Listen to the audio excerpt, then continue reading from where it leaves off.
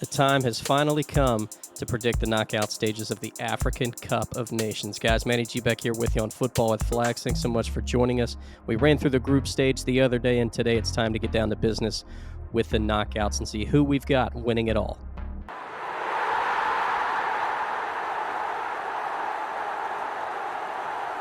Straight away, we go into a tough one. It's Ivory Coast taking on Cameroon. These two split a couple of World Cup qualifiers back in 2021. We've talked about the importance of Abubakar already and how he scored almost in every single game for Cameroon in the last competition. Ivory Coast, the importance with Max Gradel, Frank Kessie, Nicolas Pepe, and others. I think this side's a bit more dangerous than some people expect, and I think the backing of being at home, being the host with a pro crowd for Ivory Coast in every single game they should have, I think is going to be very important and really help propel this team. This is kind of one of those games you just hate to have to predict because you feel like both of these sides have special talent. They can make a deep, memorable run, and unfortunately, one of them is going to have to get cut short. Remember, both of these sides wound up getting beat and eliminated by Egypt in the last competition. Just a little note there. But for me, honestly, I'm leaning towards Ivory Coast. I think, again, Cameroon very well could get into the round of 8. But right now, I feel like with the backing of the fans for Ivory Coast, knowing they really need a good, strong result in this tournament, I feel like they're going to be able to get out of this game with a victory. Could go into extra time or penalty, so we'll have to wait and see. But I've got Ivory Coast advancing. Up next, it's the biggest country in Africa, Algeria, taking on the Democratic Republic of Congo. Obviously, Algeria trying to get on a redemption tour here. Remember, they only scored 1 goal in the 2021 campaign. We'll see how well Mahrez, Slimani, Baghdad, and some others can be dangerous in the final third. Can they score more, not only in the group stage, but obviously, hopefully, in the knockout stages as well if they get to that point. Remember, these two sides played to a 1-1 draw back in 2019, but that was 4.5 years ago. I don't think it really plays much into this conversation. DR Congo's had a good run of knockout stage appearances. Remember, they finished 3rd in 2015, but I'll be honest with you again, I think Algeria really have a chip on their shoulder. They've got to come out, perform, and really show why they belong and why 2021 should just be left in the clear and in the past. And I think Algeria will certainly be able to take advantage of this game and get the victory. Moving on, it's Egypt taking on Equatorial Guinea. The last time these two played was in 2015, I believe, so it's been quite a while. But again, Egypt, obviously, with the success that they've had, looking to make another deep run. We'll see how much Trezeguet and Salah, of course, can be involved in this. Trezeguet did score in that game back in 2015. A big question for me, though, in this game is how much can the midfield and guys like Mohamed El Neni control the game? Obviously, El Neni has not had a lot of minutes for Arsenal here this year. Granted, he's had injury problems in the past as well. We'll see how much he's fit and how much this midfield can control this game. But remember, Equatorial Guinea have had some really good results in this competition. 2 quarterfinal appearances, a semifinal run. If they lose this game, it's one of their worst appearances technically since they've been involved in the competition. We'll see how much Emilio Nsue, their captain, 34 years old, if he can make a difference. But I think Egypt will be too much in this matchup. Morocco versus Tunisia next, and two sides that we've seen in the World Cup represent Africa as of late, but obviously different stories. Morocco getting all the way to the semifinal in 2022, while Tunisia has struggled to try and get out of the group and also just score some goals in the last 2 appearances that they have had. Of course, Morocco trying to kind of return to that major tournament form that we've seen. I think you should definitely keep an eye out for Amrabat in the midfield, how much he can control things, especially if they play in such a 4-1-4-1 or something similar, maybe a 4-5-1. I think that could be a very important part of this type of game. I think Morocco will create more chances. Again, we've talked about Tunisia's struggles to score already. These two sides played back in 2018, Morocco with a 1-0 win in that competition. I just think Morocco's got too many weapons. I'd like them to take down Tunisia in this contest. Next is Ghana taking on Zambia. And again, Ghana have been in rough form recently, struggling to score some goals, just looking like they don't really have a lot of fluidity about their play. We'll see how much Thomas Partey, Bukhari can get involved. Will somebody else besides IU be a danger, in the final third? We'll have to wait and see. Zambia, again, this will be the first time if they make it to the knockouts since their 2012 championship run. These two sides did play in 2015, but that was so long ago. Zambia wound up winning that game 3-0, but I think that's the last time they played each other. Keep an eye out for Patson Daka or Sakala to maybe take advantage of this game and really be able to control it in certain ways as well for Zambia. But this is the type of game, though, that I think that maybe for Ghana, if they don't take care of the chances, could really spoil the party. This game could go into extra time or penalties, and I think if that's the case, it's going to grow for Zambia's confidence, their ability to stay in the game, and create more opportunities for themselves. So I'm actually going to pick Zambia in this one, if you will, for the upset and advance to the round of 8. Now on to Nigeria taking on the Gambia, and this really is an intriguing contest for me. Again, we talked about Nigeria not really bringing a lot of midfielders. There's a lot of attacking focus, in my opinion. Big question is how much will they be able to counter, push numbers forward? Can they find a flow about their game too, and a groove? Because they've had kind of some shaky results as of late, but again, very, very talented, especially with a lot of speed and talent on the wings and driving inside into that final third. Remember, the Gambia won 3 games in 2021, all by a scoreline of 1-0, getting to a quarterfinal. I think this could be a very wild game. I think Gambia really need to try and take advantage of the midfield if they can. But again, I think it's going to be a matter of if Nigeria can't finish their chances, can Gambia look to kind of counter off of that and expose them when possible? We'll have to wait and see, but I do feel like Nigeria getting their 3 games in the group stage under their belt, and if they can find some good success, will get the job done and win this game. But again, don't be surprised if Gambia give them a really tough fight and possibly squeeze out the upset themselves. Next to last game in the round of 16 is Mali taking on Burkina Faso. These two played, I believe, in 2021. Mali with a 1-0 win.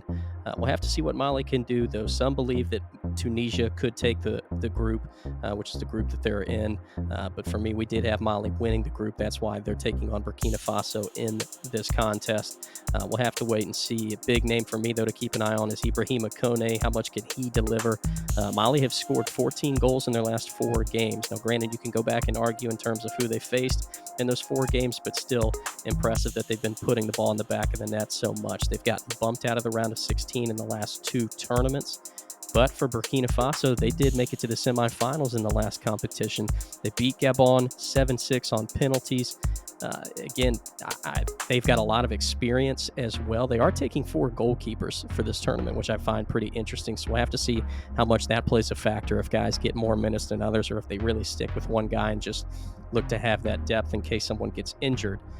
But again, I think this game could go either way, to be honest with you, but I'm going to give the nod to Mali. I think the fact of how much they've been able to score recently and be clinical could really help them during the 90 minutes, or even if they go into extra time.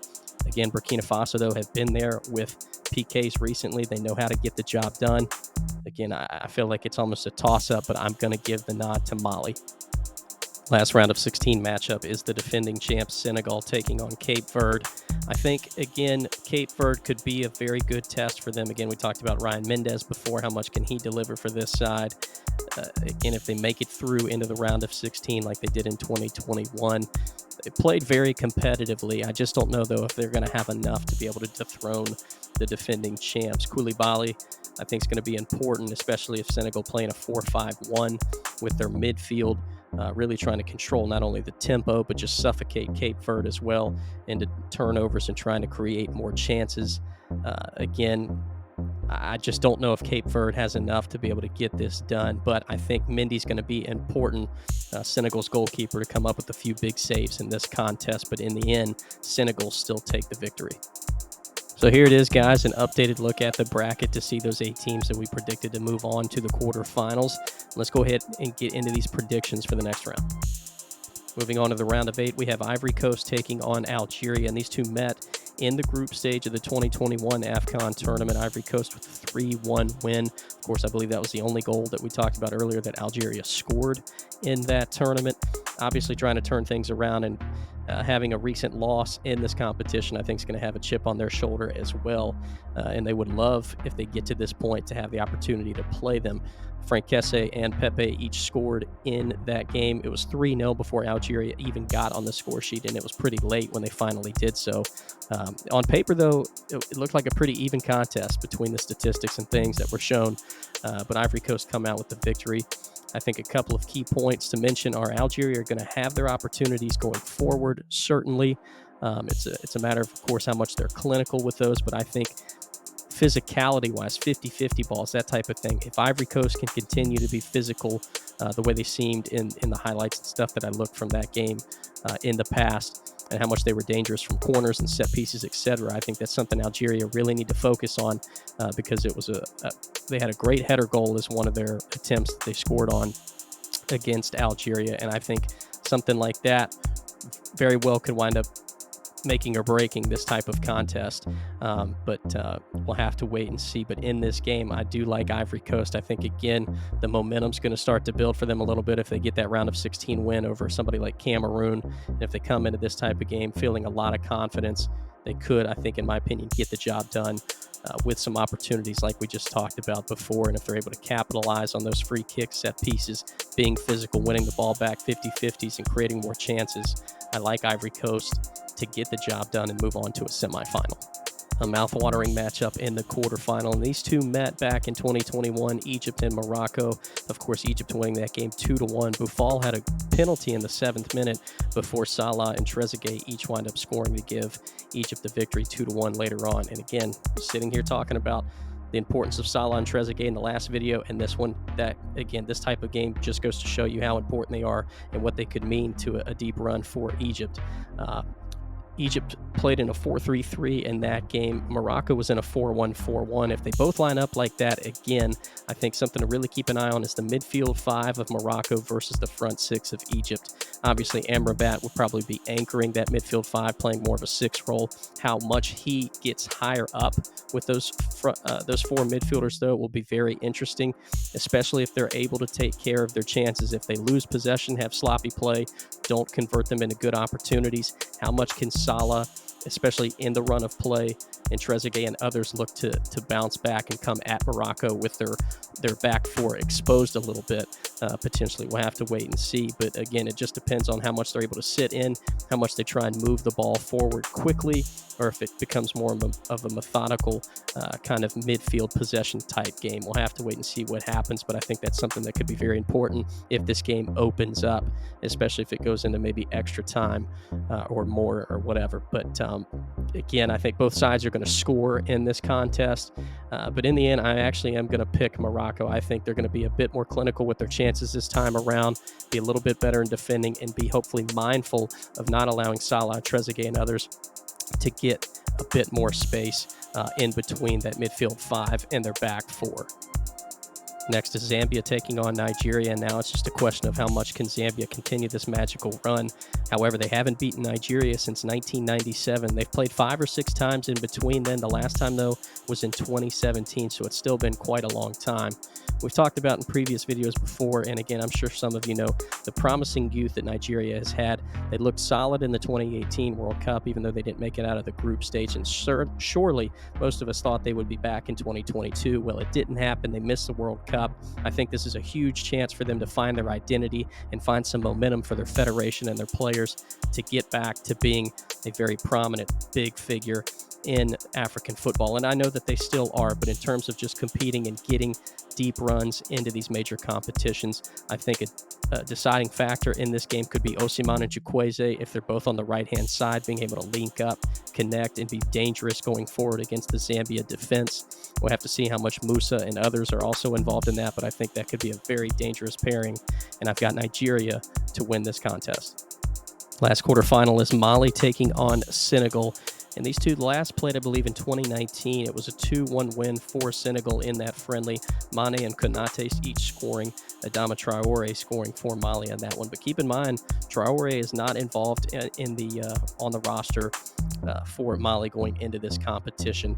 Keep an eye out for Doumbia, Sissoko, Sissoko, Niakate, I think are going to be some important figures for this side. Again, if they want to continue to be dangerous, we've spoken about them before. I would maybe look to see them play possibly a 4-3-3 or 4-4-2. That's at least what they've been in recently. We'll have to wait and see how they line up if they play somebody like Senegal in this stage. Senegal did play in a 3-4-3 recently in a draw against Togo in a World Cup qualifier. I really don't like that very much. I think that leaves them a bit exposed, especially knowing how attacking they are and they love to get forward. I think that they still need to have a bit more stability in the back. I'd like to see them maybe play a 4-5-1 or 4-2-3-1. And I feel like if they do maybe play in one of those formations, in my opinion, they have a little bit more security in the back, but can still be dangerous going forward with numbers. I really think Mali's going to give them a tough test, could maybe even send this into extra time, but I think Senegal just have too much, and the defending champs move on. Here we are, guys, another look at the bracket down to Ivory Coast, Morocco, Nigeria, and Senegal. Let's see who we've got moving on to the final in this AFCON of 2023. First semifinal, we have Ivory Coast taking on Morocco, and these two drew 1-1 back in October. Haller scoring as well as El Kaabi. Ivory Coast have not beaten Morocco, I believe, since 2016. Of course, again, being on home soil with an opportunity to go to an AFCON final. What a huge, huge moment this would be for them. Both sides back in October played in a 4-3-3 when they went against one another. Keep in mind, Pepe and Gradel were not featured in that contest, as well as Ziyech and Amrabat for Morocco. I'd be curious to see if they both wind up playing a 4-3-3 again. Obviously, again, we talked about the physicality from Ivory Coast earlier. How well can they do on set pieces, corners, etc. I think that's something they could look to exploit in this type of game as well. But again, with a 4-3-3, trying to use a lot of width and then look to cut inside, maybe drive crosses, etc. There's a lot of space out there, and I think it's very important in possession for these sides to keep the ball, not to give away anything silly or too ridiculous, because if they do, I think counterattacks could be huge in this type of contest with the amount of space that teams could exploit after they get turnovers. And for me, honestly, I think with the speed and the precision that Morocco can have, especially being clinical, if they're able to create some of those turnovers, I think could be detrimental to Ivory Coast and their chances to get to a final. So I have Morocco moving on in this semi. Next semifinal, it's Nigeria taking on Senegal, and these two played back in 2019. It was a 1-0 win for Senegal in that friendly. This would be Nigeria's first time back in a semifinal since 2019. They lost to Algeria in that game. And for Senegal, the opportunity, of course, to go to a third straight final. Of course, they are the defending champs, but they did make it in 2019 as well. The big question for me is Nigeria. Obviously, if they get to this point, of course, they're not going to be content with losing or anything like that. But does a semifinal at least give their fan base and their country a bit of relief and excitement about the future, even if they don't wind up getting to a final? Or is it going to be utter disappointment and feel like still a failure if they don't get to a final, if this opportunity presents itself? Honestly, for me, I think a semifinal would be enough. If they don't, especially considering the talent that they're going up against and the amount of difficult games they could have in the knockout stages. I really like Nigeria out on the wings. I think they're going to be very dangerous cutting inside, being able to get to the end line and drive in as well. But again, Senegal looking for that third straight final. The fact that they've been able to prove it not once but twice here in the last 4 or 5 years is very important. They're built for these type of situations. They understand what it means. And that, for me, I think is enough to put Senegal through to the final. I think that, again, they're also going to be very dangerous out on the wings, very good in the midfield, and pretty stout defensively, too. I really like this group in the back, led by Koulibaly, of course. And, again, Mendy being in goal is going to be very difficult to swing anything in, especially in the air with his height and stature that he has. But, again, I think Senegal, hopefully, will be able to be clinical in this game. Hopefully this is the type of game where we see goals from both sides, maybe 3-2, 3-3, something like that, possibly extra time. But in the end, I do like Senegal to advance. Bracket is almost totally filled, guys. We've got one more to go, and let's see how these two teams stack up against one another. Our AFCON final based off these predictions with Morocco and Senegal. They played back in 2020. It was a 3-1 win for Morocco, but before then, the last time I can see them playing was 2012. Again, these two sides of course, really, I think, deserve to be here if they get that opportunity. They're two of the highest ranked teams Africa has across the globe. And again, I think for Morocco, it's a sense of really trying to prove why that World Cup run wasn't just some sort of fluke or some sort of lucky uh, position that they found themselves in, that this is real and they are one of the best teams in Africa, and they want to show it by winning this competition and getting to this point. And for Senegal, of course, the opportunity to go back to back, that would be the first time since Egypt had their three-peat between 2006 and 2010. Senegal had 7 different goal scorers in the 2021 campaign. Meanwhile, Morocco had just 5.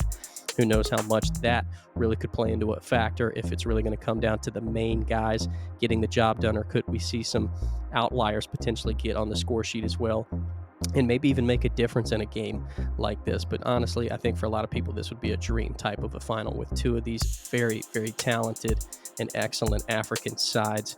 Uh, Really, I think that Boufal and Mane, again, they both each had 3 goals in the 2021 tournament, could both play an important factor in this coming down the stretch. Hopefully we don't see any crazy, ridiculous calls in this between penalties or silly fouls, different things, or somebody getting sent off early.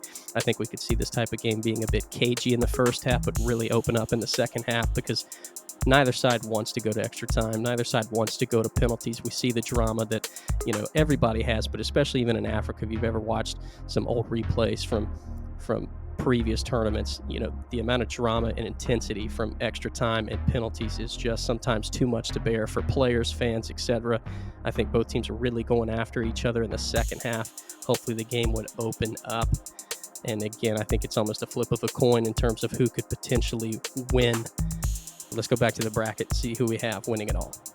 That's right, guys. Morocco, that's who we have winning it all for AFCON 2023. I think they're just a tiny bit more complete than Senegal all around, between their pace, their ability to connect between their defenders, midfield, and their attacking options going forward. And again, we know it's going to be difficult to get the ball past Mendy, especially considering his size. And again, Senegal have some great defenders as well, but I just think Morocco are a bit more sound and complete overall this time around than Senegal will be. And again, we know how difficult it is to get it past Bono in the Moroccan net. Also, I just think this is Morocco's time, and I think this is their moment to win AFCON. Well, guys, thanks again, as always, for watching. Make sure you hit that like and subscribe button if you haven't already done so. And please let us know down in the comments your own opinions and predictions as well for this knockout stage, as well as who you're rooting for. We love interacting with you guys, as always, and have had some great interaction here as of late. And again, guys, we're almost to 1,000 subscribers. Thank you so much for those of you who have supported us already. We're going to continue to move this forward as much as we can, and we've got plenty more coming your way for 2024. So, guys, hope you have a blessed day, and we'll see you soon. Peace.